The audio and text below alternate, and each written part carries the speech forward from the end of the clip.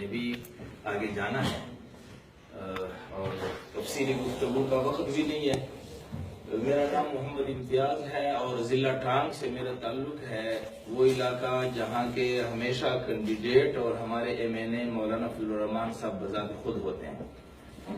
میں نے مولانا فضل الرحمان صاحب پر ایک کتاب لکھی ہے، اس کا نام ضرب قائد ہے، اور جمعیت علماء اسلام کے حلقے میں اس کتاب کو انتہائی قدر کی نگاہ سے دیکھا جاتا ہے. اور دوسری کتاب میں نے کاروان حریت لکھی ہے جمعیت علماء اسلام کی دینی خدمات پر. اس کے علاوہ الحمدللہ ختم نبوت جو کہ ہمارا اپنا ایک مشن ہے، اس حوالے سے تو کئی کتابیں ہیں. بہرحال 22 سال کا عرصہ کم و بیش یہ میں نے جمعیت علماء اسلام کے پلیٹ فارم سے جو جدوجہد ہے ان کا، اس میں نے یہ 22 سال گزارے ہیں. اور مجھے اس حلقے میں یہ اعزاز اور شرف حاصل تھا کہ جہاں بھی وہ مودودیت کے آپریشن کے حوالے سے ضرورت پڑتی تو وہ مفتی امتیاز کو مدعو کرتے خصوصیت کے ساتھ کہ اس فتنے کا کوئی تعاقب ہو. تو بہرحال گزشتہ یہ اس رمضان سے پچھلی رمضان کو، ابھی یہ دوسرا رمضان گزر چکا ہے، اس سے پہلے شعبان کے مہینے میں قائد جمعیت سے میری ملاقات تھی اسلام آباد میں کچھ علماء کے ساتھ. تو مولانا فضل الرحمان صاحب نے فرمایا کہ جی مولانا مودودی پر ایک تنقیدی کتاب لکھیں، اس میں الفاظ مہذب اور اچھے الفاظ استعمال کریں لیکن تنقید مضبوط کریں. میں نے مولانا کے اس حکم کو غنیمت جانا کہ اتنے بڑے شخصیت کا یہ حکم ہے اور مولانا مودودی پر جو ہے تنقیدی کتاب ہونی چاہیے. چنانچہ میں نے بغیر کسی تاخیر کے معترضین کی کتابوں کو بھی خریدا اور منصورے جا کر مولانا مودودی رحمت اللہ علیہ کی اپنی جو کتابیں ہیں جن میں متنازع عبارات بتائے جاتے ہیں وہ کتابیں میں نے خریدی. 22 روز میں نے اس کا تقریباً مطالعہ کیا. 20 رمضان تک پورا مطالعہ کیا متنازع مقامات کا، اور متنازع مقامات کے ساتھ ساتھ آگے کئی صفحات آگے پیچھے میں مطالعہ کر لیتا.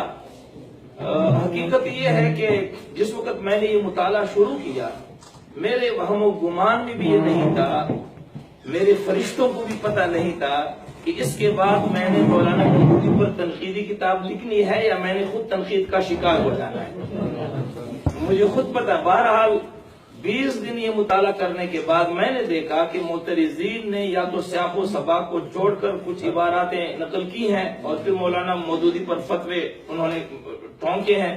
بعض جگہ میں نے یہ دیکھا کہ معترض نے فرضی طور پر فرضی صغرا اور کبرا ملا کر اس کا ایک نتیجہ لیا ہے، اور پھر جو نتیجہ اس نے ذہن میں لیا ہے اس کو الفاظ کا جامع پہنا کر کے الفاظ میں اس کو مرتب کیا اور یہ کہا کہ یہ مولانا مودودی نے کہا ہوا ہے.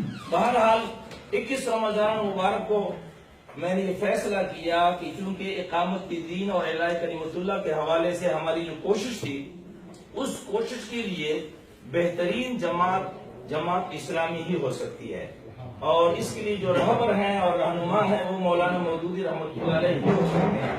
لیکن میرا المیہ یہ تھا کہ میں نے اس وقت تک جماعت اسلامی کے کسی فرد سے کوئی ملاقات کبھی زندگی میں نہیں کی تھی کہ اس سے کوئی ملاقات ہو.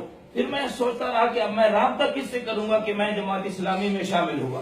بہرحال میں نے اپنے فیس بک اپنے پیج پر ایک پیغام دیا کہ میں جماعت اسلامی میں شامل ہوا، اور اس کا جو رد عمل تھا وہ بھی ظاہر ہے کہ یہ فتوے دیے گئے کہ جناب میری اہلیہ نے مجھے فون کیا کہ جماعت اسلامی کے علاوہ کوئی اور جماعت آپ کو نہیں مل رہی تھی تو تبلیغی جماعت میں چلے جاتے. اور بھی میں نے کہا کیا ہوا؟ کہنے لگی کہ مفتی صاحب نے فتویٰ دیا ہے کہ ان کا نکاح ٹوٹ گیا. میں نے کہا ایجاب اور قبول ہم دونوں نے کیا ہے، مفتی کون ہوتا ہے کہ ہمارے نکاح کو توڑ ڈالے؟ تو اس نے کہا نہیں کئی مفتیوں کے دستخط ہیں. میں نے کہا کہ اگر وہ ٹوٹ بھی گیا ہو تو 8 بچے پیدا کیے ہیں تو کوئی بات نہیں ہے، کوئی بڑا تو الحمدللہ.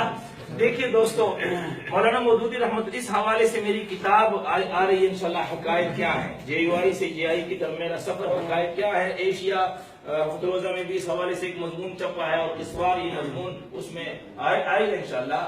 2 باتیں بنیادی طور پر آپ کی خدمت میں عرض کرنا چاہوں گا. ایک بات تو یہ ہے کہ مجھے ساتھیوں نے کہا ٹانک میں ہمارا پچھلے سال ربیع الاول میں ہمارا جلسہ ہوا ٹانک میں ڈسٹرکٹ ختم سیرت النبی کا، جس میں مشتاق احمد صاحب تشریف لائے، عنایت اللہ صاحب تشریف لائے، اور اس وقت فتووں کی ایک بچھاٹ ہو چکی تھی میرے اوپر۔ اس میں جمیعت علماء اسلام کے جو اس وقت ہمارے ضلعی امیر ہیں ٹانک کے، وہ بھی تشریف فرماتے۔